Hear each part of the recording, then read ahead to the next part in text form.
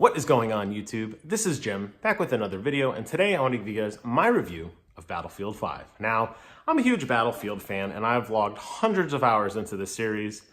That will not stop with Battlefield 5, so if that gives you any indication of what to expect of this video, it's mostly positive things with a few negative things. But let's start with the good first. Now, Battlefield has always been, in my opinion, best when played with friends. I don't really care too much about the single-player campaign.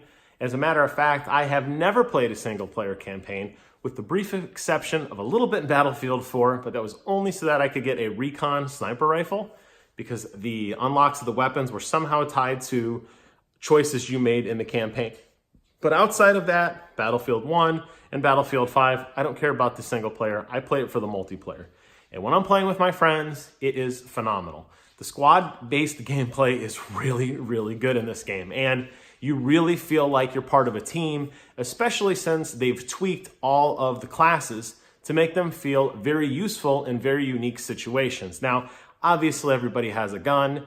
Everybody now can revive. That's a big change in the series, but medics can do it faster. And while Assault can scavenge a little bit more ammunition for himself, it's support that gives ammunition to everybody else.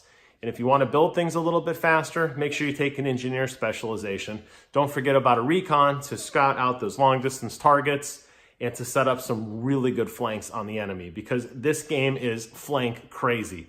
The maps are designed very corridor-like, which some people like and some people don't like, but it forces a lot of diversity and choice, especially in close quarter combat. My beloved shotgun naturally rises up to the top in these close quarter trench fights. But it's really, really good when you have the ability to flank an enemy and have a whole team contributing in many different ways to push through forces. And when you can take a team of 2 or 3, or if you're lucky enough, have a full squad all working together on comms, boy, does this game shine. And it really, really is satisfying to make a dent in a larger 32 versus 32 scale combat when you are successfully able to maneuver by carefully selecting classes that best complement what you're trying to do at that given time.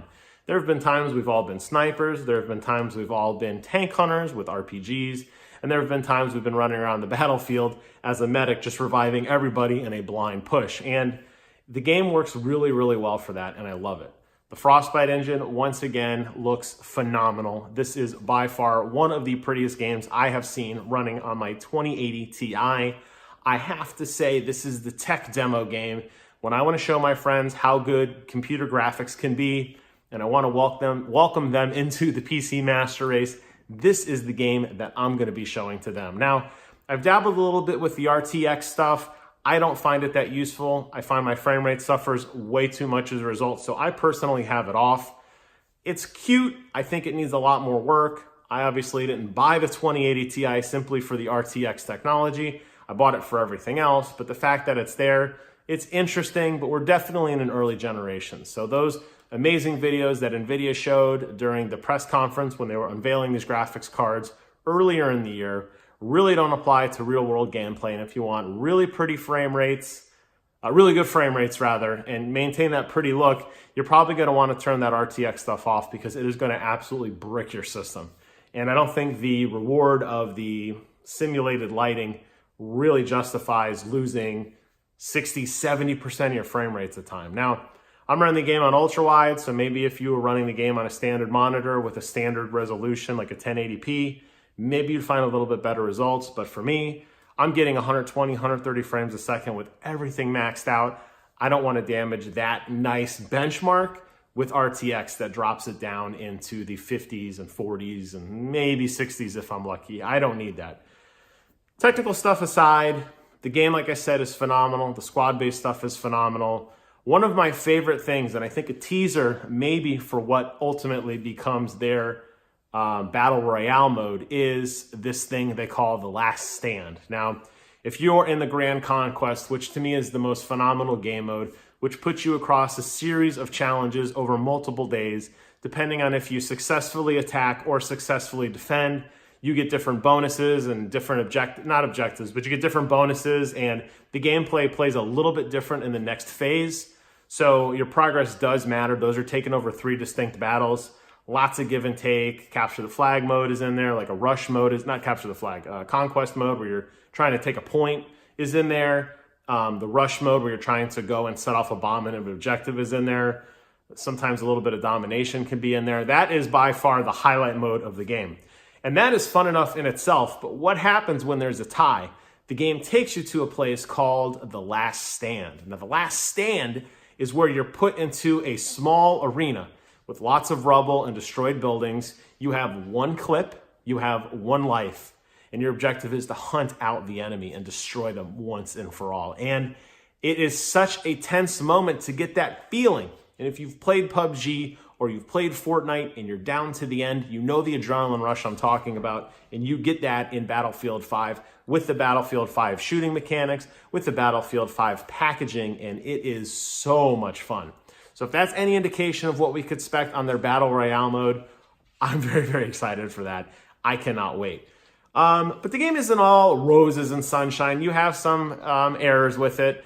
The enemies, for some weird reason, when they die, and even sometimes in your allies, they don't just die. The game doesn't know what to do with their character model. I know there was talks at some point of being able to drag drag friendlies out of cover before reviving them. I don't know if this is some sort of hybrid glitch or something because of that, but a lot of times characters will be laying on the ground dead and they'll be like wiggling around and bouncing up and down, and sometimes it looks like they lift a couple inches off the ground and then fall, and all their armor and their cloak and their gun kind of rattles around, and it's very distracting when you're playing because you're constantly looking over because you think there's something there, but it's not. Especially when you're playing recon and you're trying to lay silent and not move, and all of a sudden you jar and you get picked off because you weren't paying attention at the person you were sniping. It does get a little frustrating, but I can't beat the game up too much for that. I wish the progression system was a little bit more in depth. I think we've seen a much different Battlefield ever since Battlefield 4 came out, with different types of grips and guns really going away from much more high-level customization. And it would be nice to get into the nitty-gritty and tweak the gun just a little bit more, but I understand. Most likely, given the era that this game takes place in, maybe weaponry wasn't as advanced as it was now. I'm not saying that's an excuse by any means. I really would have liked to have it, even if it wasn't true to the Great War. But I will say that I wish there was a little bit more customization, but there's enough. There's enough. And the one thing that I am a really big fan of right now, going back to the positives again, is there's no loot boxes. Everything you like, you just buy. You earn in-game with in-game currency, and you use those to buy the pieces of gear that you like. And I like that a lot. There's a lot of vanity items in there, different war paint for your character, different clothing for your character, gun modifications. There's really a lot to express yourself in the world. And I'm very appreciative that right now, at least, there's no microtransactions or real world transactions. Now, that may change tomorrow, but as of right now, that system is not in place, and I'm very appreciative of that. Wrapping this video up, I have to say, Battlefield 5 or V, I don't know, it seems like they bounce around on what they really want to call it, is a phenomenal experience. And if you play it on PC like I do, and you have a couple friends, you are going to have an absolute blast with this game. I love everything about it. Technical issues aside, I'm sure they will be fixed. This game has always had a kind of dicey launch, no pun intended, but I will say that ultimately they do get it right. And when you look at how Battlefield 4 ended up, and you look at how Battlefield 1 ended up, and you look at how Battlefield 3 ended up, those games were vastly different than the launch variants, for the better. And I have no doubt that this game will continue that tradition. And I easily see logging 300 to 400 hours in this game without a bat of the eye. I'm almost over 50 now, and the game hasn't even been out a whole week. That's how much we've been playing it online. That's how much we love it. So with that, I'm going to wrap up this video. If I have to give it a score on a scale from 1 to 10, I'm going to give it a 9. I think it is near perfection. Graphically, the controls, everything just feels so right. It's so satisfying. The maps are, like I said, they favor a little bit more run and gun, which some people may not like, but they very much emphasize squad gameplay, and I love that. And the squad that stays together wins together. With that, I want to thank you guys so much for watching. Hope you guys enjoyed the video, and until next time, I will see you guys on the other side.